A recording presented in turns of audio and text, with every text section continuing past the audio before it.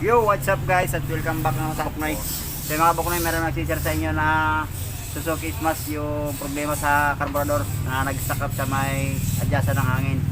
So mga Kapuknoy, mayroon pa galing San Pedro, Laguna. So dinayo pa tayo rito para ipa-repair lang yung carburetor ni Sir. What?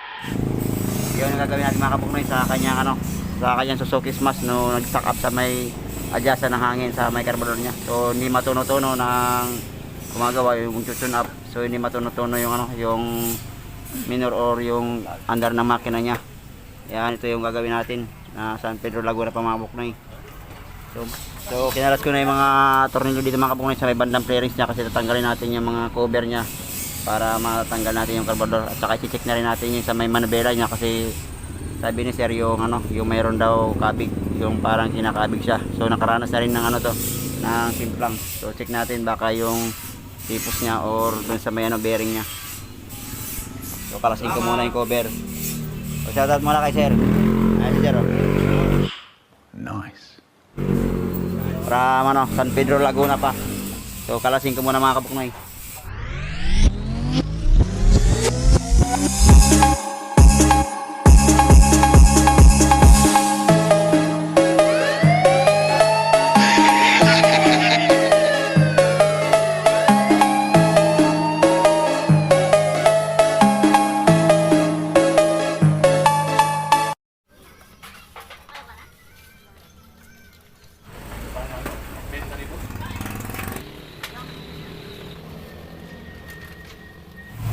So guys, ito na yung carburetor ni Sir sa kanyang Smash.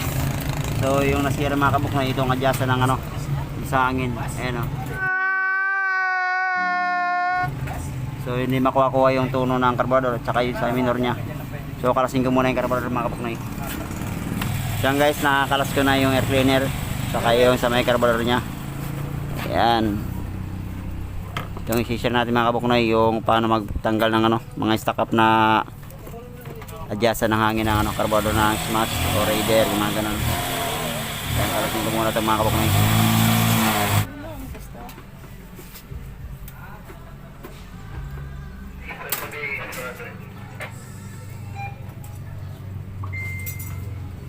Dati naman to isang padjak nito, under agad to Siya guys, ito na yung carburetor ni Sir sa natanggalan natin ito sa kanyang makina, sa kanyang motor. So ito na yung naging problema. Ayan. So kalasin ko muna yung mga laman loob na carburetor para ma-check natin kung anong gagamitin natin ng client barina. So guys, naisa lang natin sa ating gato yung carburetor ng Smash. So ayan. So itong gagamitin natin na mga barina, yung 6mm, ay yung 532 at saka yung 316 mga Kapuknoy. Ayan. Ito yung mga gagamitin natin na bala dun sa kanyang nag-stack up na adjasa ng hangin. Saka itong ating hand tap na 6.75. Yan. So umpisahan ko muna barinahan ng 532. So i-next natin yung yung 316.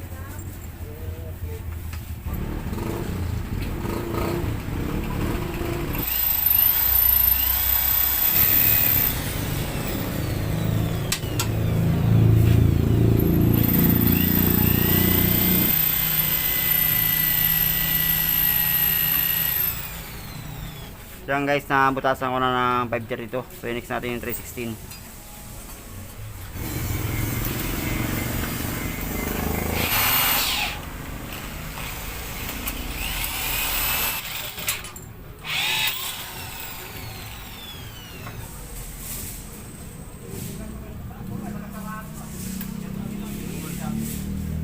So yan guys, natanggalan natin yung spring. So nabutasan natin ng 316. Kailangan matanggal natin yung pinakadulo. So gagamitin natin repair kit yung pang Raider 150. Yun.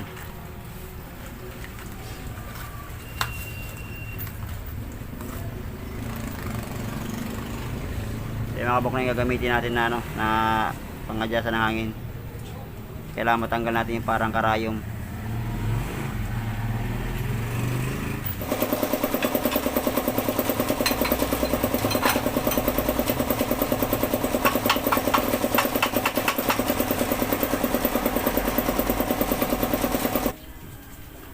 So guys, ito na yung natin yung naiwan doon sa kanyang carburetor.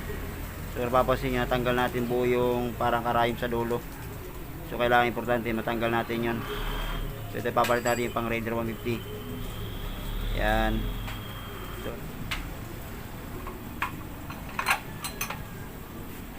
yan guys, natanggal ko na lahat ng laman loob dun sa kanyang lumang sa may adjustan ng hangin. So tanggal ko na lahat.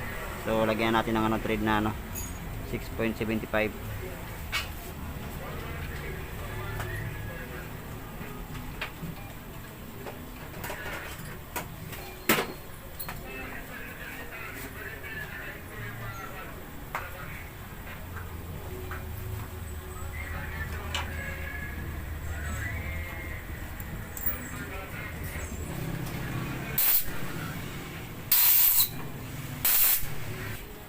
So yan guys, ito na, tanggalan natin lahat. So ikabit na natin yung pang Raider 150 na repair kit.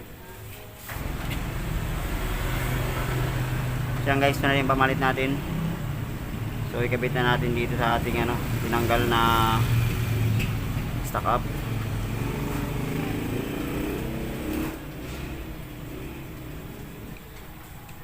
So yan, saka natin hugas sa mga bukin, saka ibabalik dun sa kanyang makina.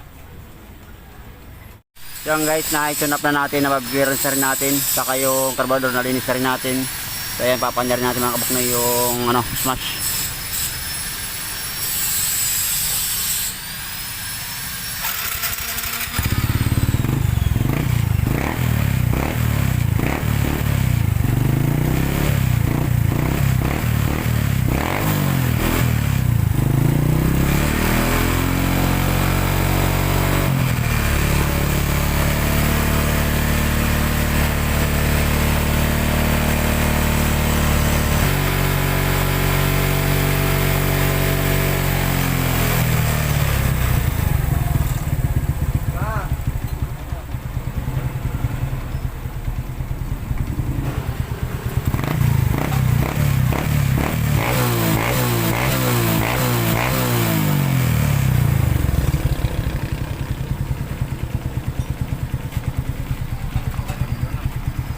Yan guys, yun, napaandar na natin ang kabuknoy, tsaka bumalik na yung dating minor niya.